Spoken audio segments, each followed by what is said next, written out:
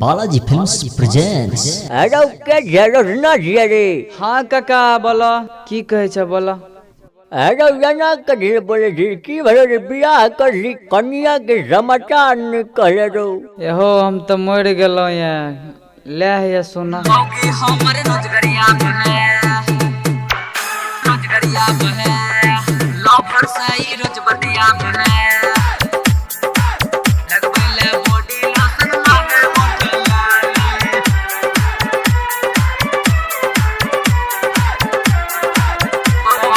मौगी हमर रोजगरिया में है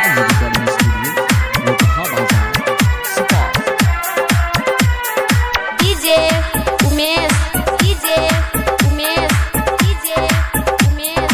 डीजे उमेश मौगी हमर रोजगरिया बहे मौगी हमर रोजगरिया बहे हुक्म चलावे खाली मौगी हमर रोजगरिया बहे हुक्म चलावे खाली लगबैले बॉडी लोशन मांगे होठा लाली लगबैले बॉडी लोशन मांगे होठा लाली लवर से ही रोज बतिया बहे लवर से ही रोज बतिया बहे खाइए रोजे छाली लवर से ही रोज बतिया बहे खाइए रोजे छाली लगबैले बॉडी लोशन मांगे होठा लाली लगबैले बॉडी लोशन मांगे होठा लाली लगबैले बॉडी लोशन मांगे होठा लाली लवर से ही रोज बतिया बहे डीजे उमेश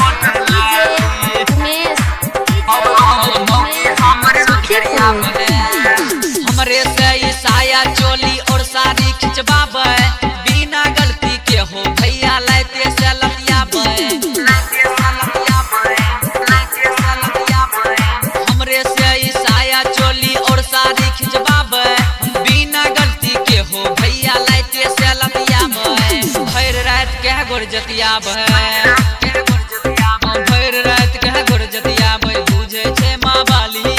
भर रात के गोर जतियाबे बुझे छे माँ बाली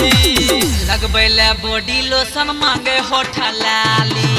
लगबैले बॉडी लोशन मांगे होठा लाली की करबे भैया लगबैले बॉडी लोशन मांगे होठा लाली लवर से ही रोज बतिया बने डीजे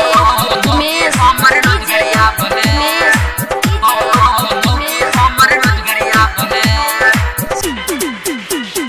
साँझ के सब दिन चौक पर जाके मधु गुटखा खाय छ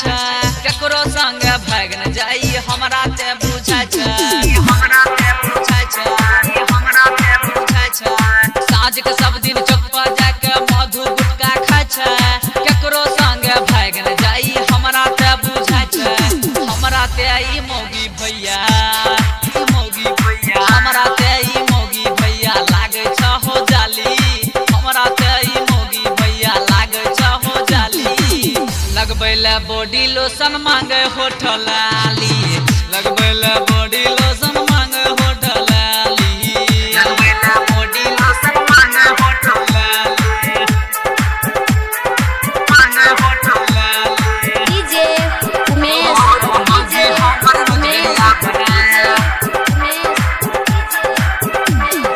चौबीस भैया बिहा करा के दलकै हमरा फसाई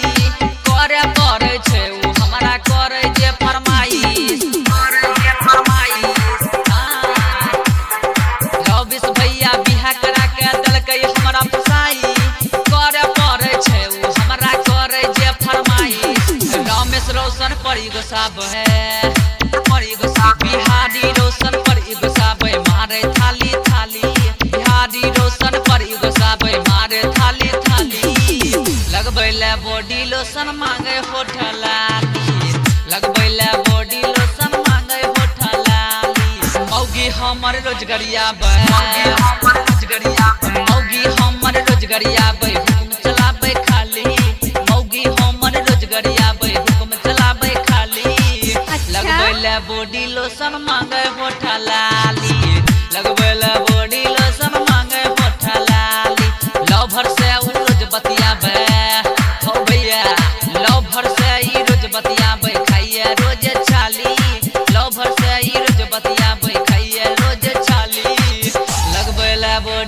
लोशन मांगे होठ लाली लगबैला बॉडी लोशन मांगे होठ लाली लगबैला बॉडी लोशन मांगे होठ लाली लगबैला बॉडी लोशन मांगे होठ लाली बालाजी रिकॉर्डिंग स्टूडियो लोकहा बाजार सुपौल।